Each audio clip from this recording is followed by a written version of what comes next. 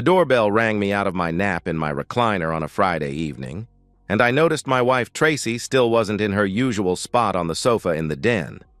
So instead of Tracy going to the door and me continuing to sleep, I had to put the recliner upright and get the door myself.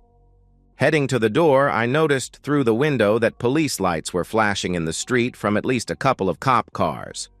Through my nap-induced fog, I didn't realize that they were pulled up in front of my house until I actually got the door open and glanced past the man at the door and into the scene in front of me. The man at the door had a gun drawn and identified himself as Sergeant John Kerrigan. He was backed up by two uniformed officers, their guns drawn too, and as I was to quickly find out, there were two more uniformed cops at my back door. I did what any sane person would do with 3 guns drawn on them. I put my hands up and stepped back further into the house, with the cops following me in. Seems there was an incident earlier tonight at a local motel, and they want to know where I was for the whole evening. I told them I got off of work at 6, went straight to the gym and lifted until about 7:15, grabbed a quick Arby's on the ride home, and had been in front of my television since about 8 watching Burn Notice reruns and waiting on my wife to get home from an evening out. And by the way, considering it was about 12:15, she was late. So you have no one who can verify that you were here between 8 p.m. and about 11:30 p.m.? Kerrigan inquired. Just the 2 cats, I said, trying to use humor to disguise my growing discomfort. What the hell is going on? Mr. Easterling, it seems your wife and a friend were shot earlier this evening at the Safeway Motel on Grand Street, and since you have no alibi for that time period, you'll have to come with us. Shot? Dead? I stammered. Holy cow. Was she with that piece of jerk, Pete Lombardo? Exactly. How did you know that? Kerrigan asked, looking at me kind of sideways. Because she was having an affair with that piece of jerk, and that's where she probably was. My brain did a quick reset while the police looked around my house. They looked through a bunch of our closets and drawers, with my permission, because honestly, I didn't have a clue what they were looking for until they found my Sig 9 M11 and bagged it. Then it hit me. They think I killed my cheating wife. Fortunately for me, I hadn't fired the Sig since the last time I went to the range, about 2 weeks ago, and ballistics tests would bear this out. But the fact that somebody killed my cheating wife and her lover at their motel room and me having no alibi, this didn't look very good for old you-know-who. Down at the police station, Kerrigan insisted on hearing the whole sordid story of my marital status. Up to that point, the only one who knew was the private investigator I had hired when I found out Tracy was cheating on me, and the anonymous neighbor who left an envelope with a note in it attached to my car one morning about 6 months ago, telling me of the affair. I had long since thrown the note away, but it basically told me that this neighbor had seen my wife coming out of a North Side restaurant with a handsome young man in tow, then give him a quick peck on the lips before they got in their respective cars and drove off. I must have read the note a dozen times, not believing it at first, then memorizing it the more I reread it. Tracy was the love of my life. I just couldn't believe she'd ever step out on me. We'd been married 24 wonderful years, had 2 kids in college and 1 graduated, and I was figuring that this was the woman with which I was going to grow old. At 47, the same age as me, Tracy was still a woman who could turn heads when she entered a room. Long blonde hair, alabaster skin, twinkling blue eyes, and a good figure to match a 5'2" package of intelligence and class. I consider myself charming and delightful, but honestly, I'm not sure how I landed this catch. The note shook me to my core. I thought our life together was perfect. We enjoyed an active and vigorous love life, and while I'm just average size, I enjoy bringing the house down with other activities. And I can't tell you how many times I've left Tracy completely wiped out. She's incredibly responsive in bed, and I will do whatever it takes to please her. So why is she cheating on me? That's where the private investigator came in. I hired him to tail Tracy for a month, from the time she left the house in the morning until she came home to me at night. Normally, Tracy was home before me because she worked a normal 8 to 5 job, but she did occasionally run some errands, have a drink with the girls, or need to stay at work for an extra half hour. I trusted her completely and never gave it a second thought, even when drinks with the girls got her home after 10. Well, apparently I am an idiot, because many of the errands, extra work, and drinks with the girls were hookups with this Lombardo character, the private investigator informed me.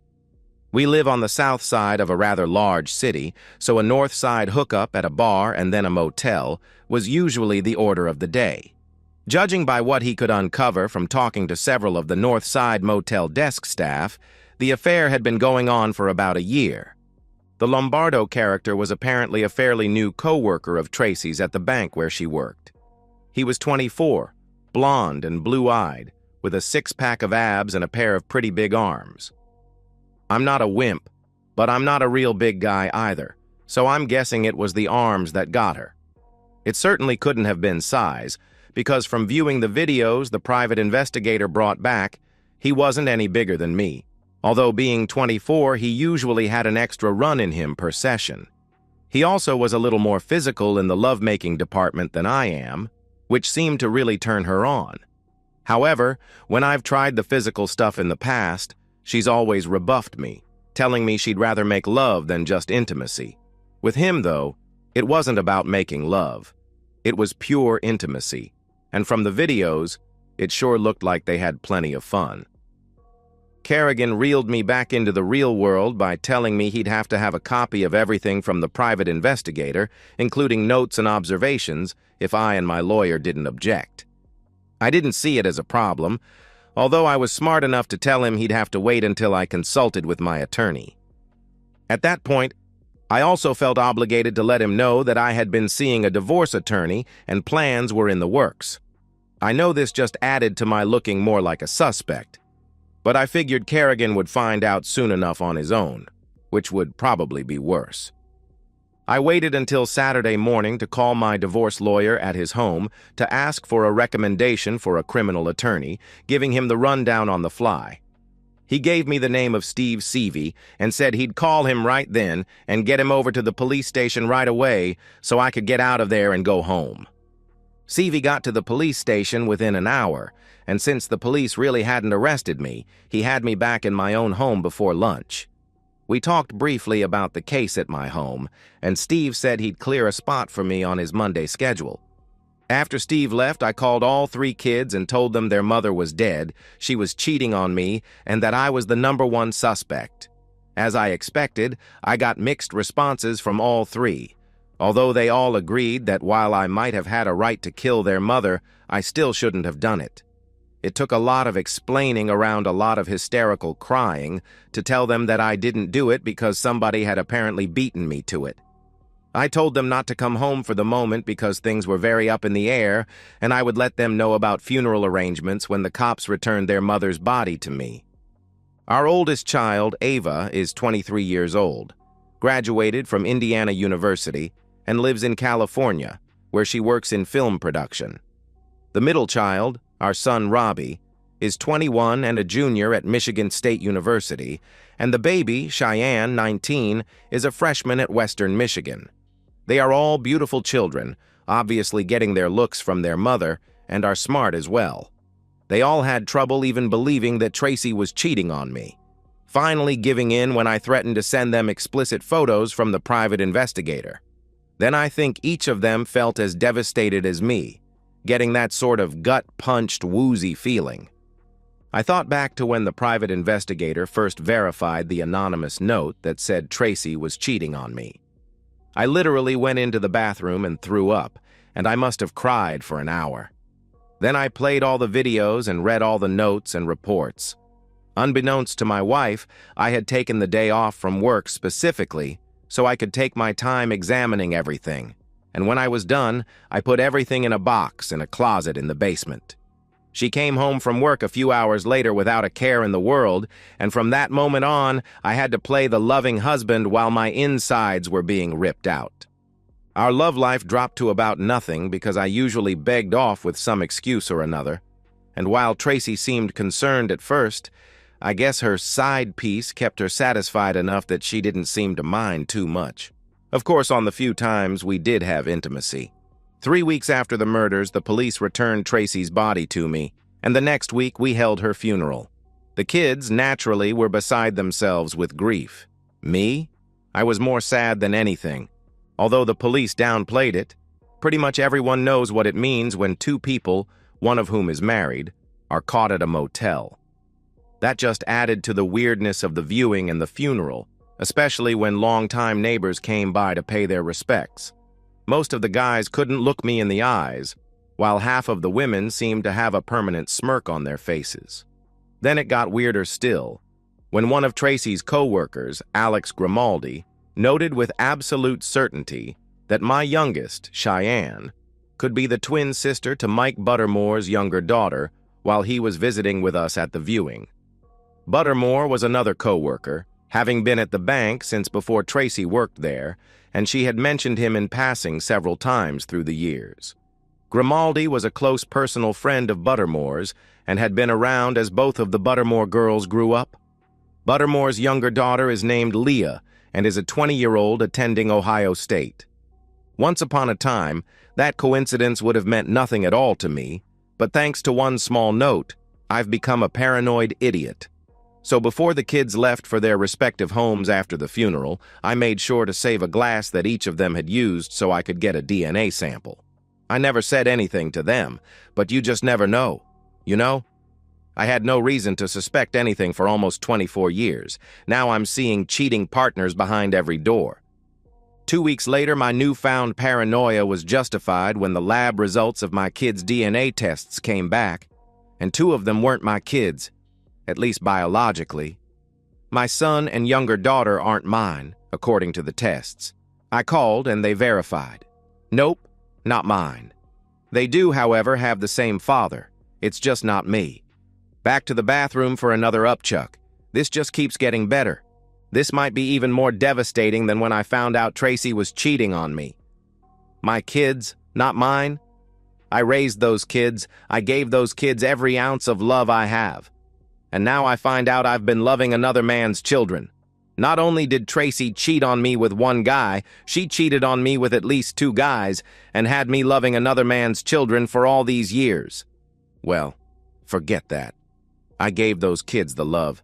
I raised those kids. I might not be the father, but I am their dad. Tracy took this secret to her grave, and that's where it's staying. However, I did contact my private investigator. I needed to get DNA from this Mike Buttermore character. I needed to know if I needed to hate this guy or worse. Another 2 weeks later, I had my answer. Apparently, long before Pete Lombardo, there was Mike Buttermore. And this affair lasted several years, or at least long enough for 2 children. What a trusting schmuck I was, and what a cheating wife she was. I needed to know everything I could about this Buttermore guy, but with the police keeping an eye on me due to the ongoing murder investigation, I really couldn't afford to be a stalker. By this point, I had my private investigator on speed dial.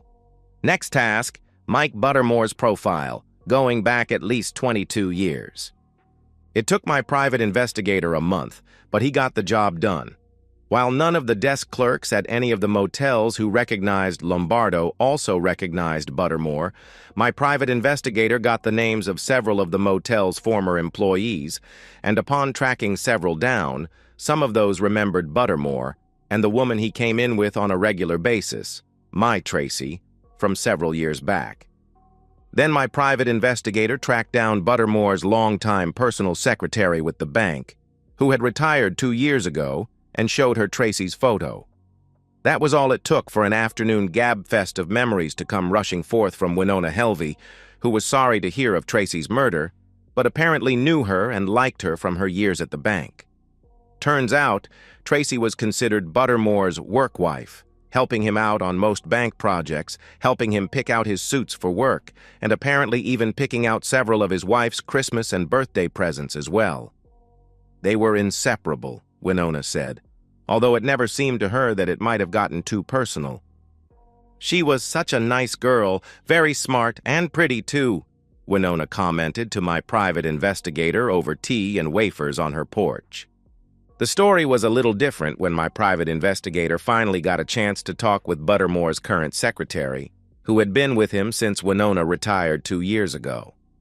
Allison March noted that while the pair had been close when she first came on board, the relationship cooled noticeably about a year ago to the point where they barely acknowledged each other in the office.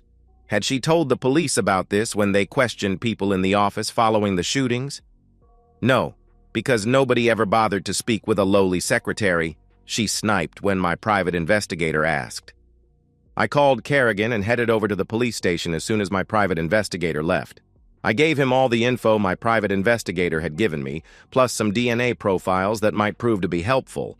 I told him that I would explain the profiles if his lab people found a match. 2 days later, Buttermore was in custody on suspicion of murder. The info from Winona and Allison had given the police their first real break in the case, and when Buttermore's DNA matched with that of my kids, Kerrigan was able to get him to confess. He had murdered Tracy and her lover because after 22 years, she had replaced him with a younger model. He had attempted to win her back, but when she refused to even meet with him, something inside him snapped. Buttermore told Kerrigan that the affair started soon after my wife had our first child. They would usually get together once a week, sometimes twice, for intimacy. When they went to business conferences together, they stayed in the same room although the company paid for 2. And sometimes they just told their respective spouses they were at a conference when they just wanted a few days together. Neither spouse seemed to question anything, and when Tracy got pregnant, she said her loving husband would never doubt that the children weren't his. So why ruin a good thing by saying anything? She told him she loved her husband, he was a good provider, but love with an outside secret partner was just too much fun to pass up. I sat in the back of the courtroom every day for Buttermore's trial. When the district attorney found out I had no clue about Buttermore's affair with my wife for more than 20 years, he figured I had nothing to help the prosecution's case, so I was never called to testify about anything. This was just as well because while Buttermore may have gotten intimacy from my wife for more than 20 years, he also got life in prison for killing her. He'll never know it, but if he had waited just one more week, that would have been me on trial for killing the pair. Sitting in the back of the courtroom every day also gave me the chance to watch the daily ritual of Buttermore's devoted wife, Jan, entering the courtroom, walking up to the front railing right behind the defendant's table, and then giving him a lingering and soulful French kiss before taking her seat. I wonder what he was thinking as his wife slipped him her tongue covered with fluids, from our daily ritual of the beautiful Mrs. Buttermore meeting me in the parking garage every morning right before court started for the day. Turns out she was none too happy with Mike cheating on her with my wife for all those years, and when she approached me with her plan for some revenge, what could I say? Maybe we'll even keep this up after their divorce is final. It would only be fitting. And that's the end of today's story. If you enjoyed it, please give this video a thumbs up and drop a comment below. Your support helps the algorithm push my content further. If you're new to the channel, don't forget to hit that subscribe button. It really helps me keep creating more stories for you. Thanks for watching, and I'll see you in the next one.